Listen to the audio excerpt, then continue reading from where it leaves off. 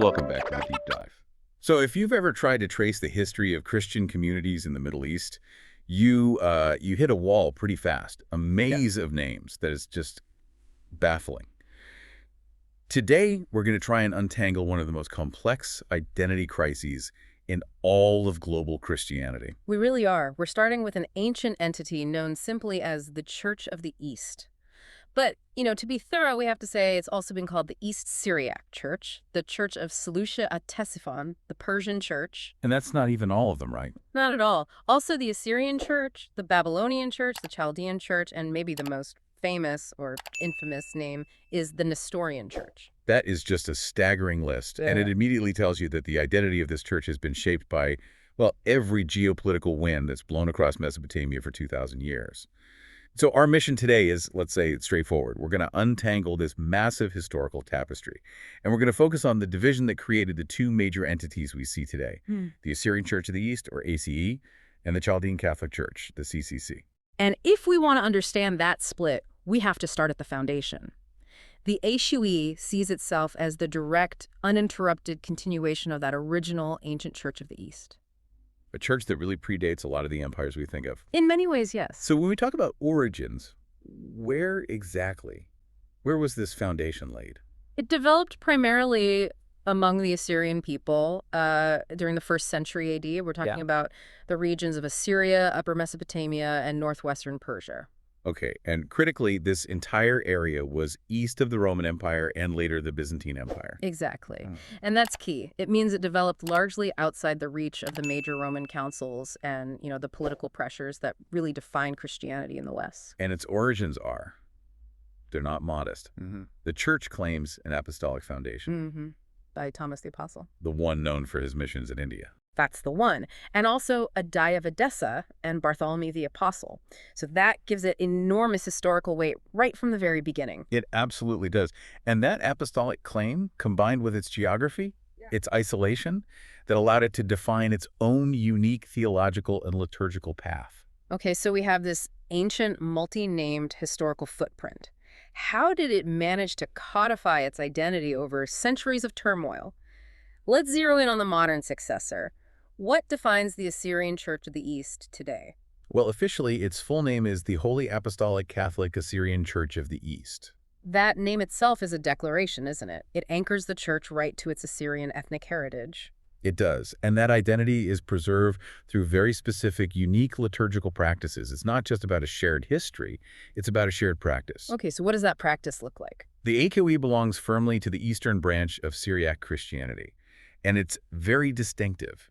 It employs the divine liturgy of Saints Addai and Mari. And that liturgy anaphora, that's potentially one of the oldest in continuous use anywhere, right? It is. It's incredibly ancient. They follow what's known as the East Syriac Rite. And what about the language? I feel like that's a huge part of their identity. A critical part. Their main liturgical language is Classical Syriac, which is a dialect of Eastern Aramaic. Aramaic, the language believed to have been spoken by Christ. Exactly. By keeping Classical Syriac, they're preserving a direct linguistic link to that 1st century foundational culture. It's a huge marker of their identity. It really differentiates them from churches using Latin or Greek or Arabic. That deep linguistic root is incredible.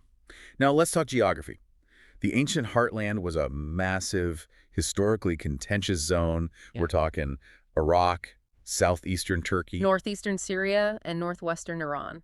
Basically ancient Assyria. So that historical geography is vital, but things have obviously shifted. There's been displacement, diaspora. For centuries, yes. So while its ancestral home is that ancient area, its current official headquarters are now in Erbil, in northern Iraq. And the leader of that global structure today is Catholicos Patriarch Mar Alwa III, who was consecrated in September 2021. Right. And the organization itself is a traditional episcopal structure. You have the Catholicos Patriarch at the top, leading metropolitan bishops and diocesan bishops. And then below them, the lower clergy. Priests and deacons serving in dioceses or eparchies and parishes all over the world. And when you say worldwide, you mean it's not just a figure of speech. Not at all. You find AKOE communities not just in Western Asia, but way beyond. India has a very ancient, strong presence.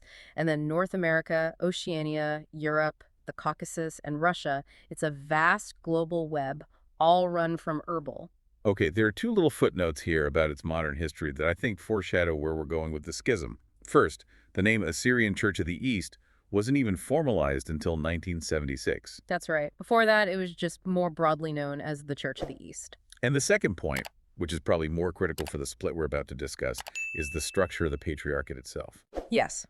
Until the death of Shamun the 21st Eshai in 1975, the patriarchal position was traditionally hereditary. Hereditary succession.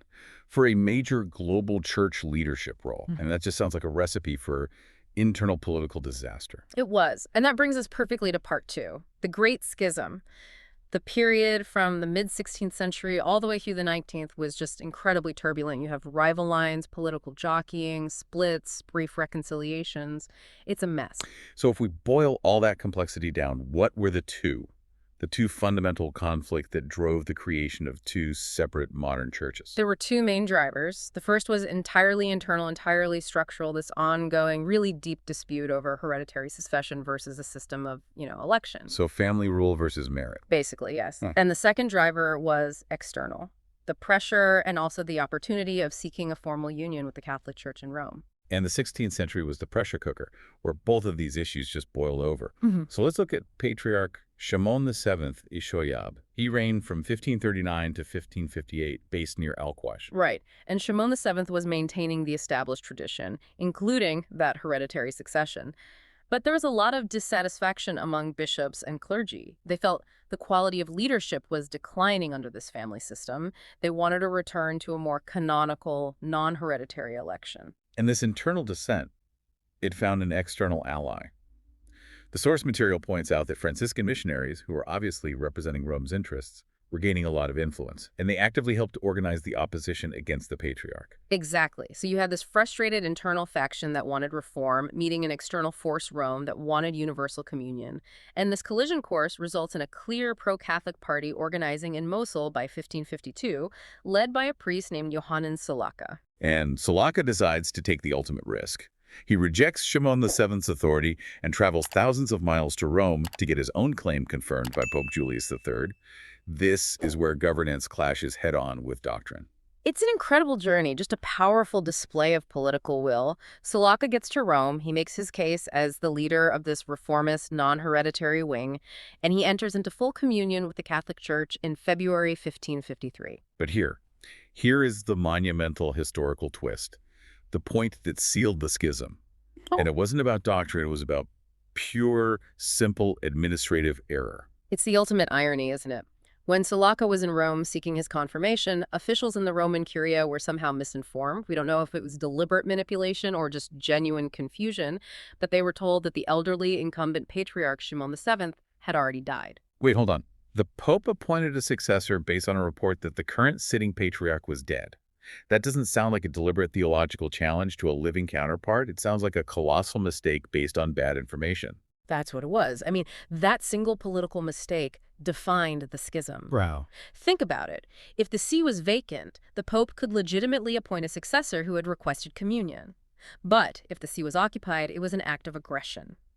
Believing the seat was vacant, the Pope appointed Yohanan Salaka as Patriarch of Babylon in April 1553.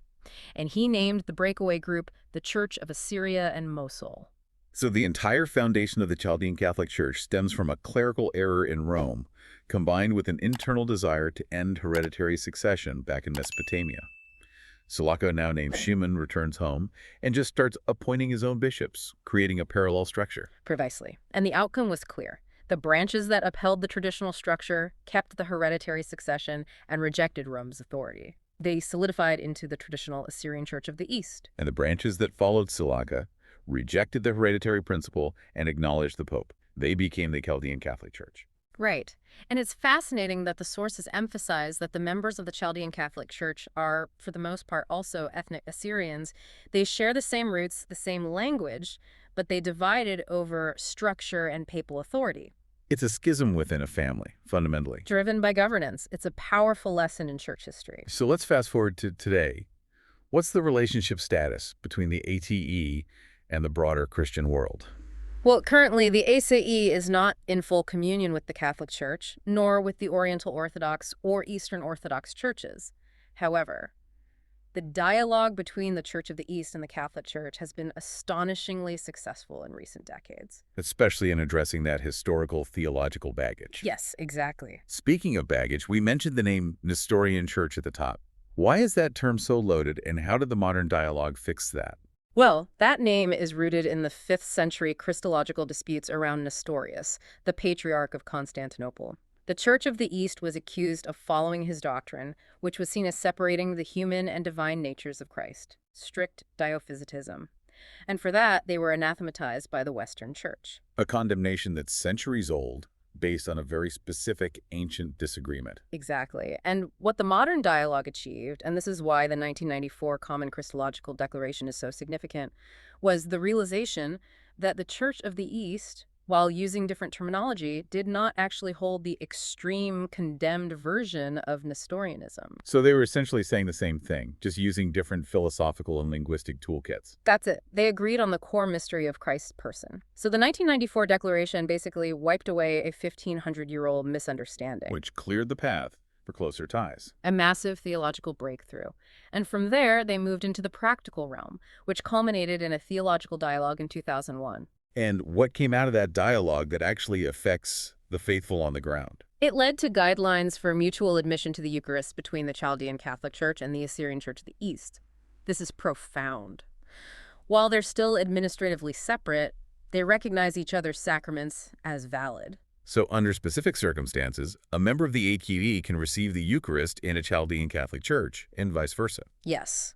It suggests that the path to reunification often starts not with merging institutions, but with shared spiritual practice. It's an approach that's focused entirely on pastoral care, isn't it? Prioritizing unity in the faith over the institutional details that caused the schism in the first place. That's a perfect way to put it. So let's bring this full circle for you, the listener. We started in that labyrinth of names, with this singular ancient foundation with Assyrian roots that developed outside the Roman world. We then tracked its dramatic fracture in the 16th century. And it was triggered not by some new doctrine, but by internal fights over governance, that hereditary patriarchal tradition. And then it was all formalized by an administrative error in Rome, a simple mistake about whether Patriarch Shimon VII was alive or dead. That one mistake resulted in two distinct, enduring churches, the traditional Assyrian Church of the East and a Chaldean Catholic Church.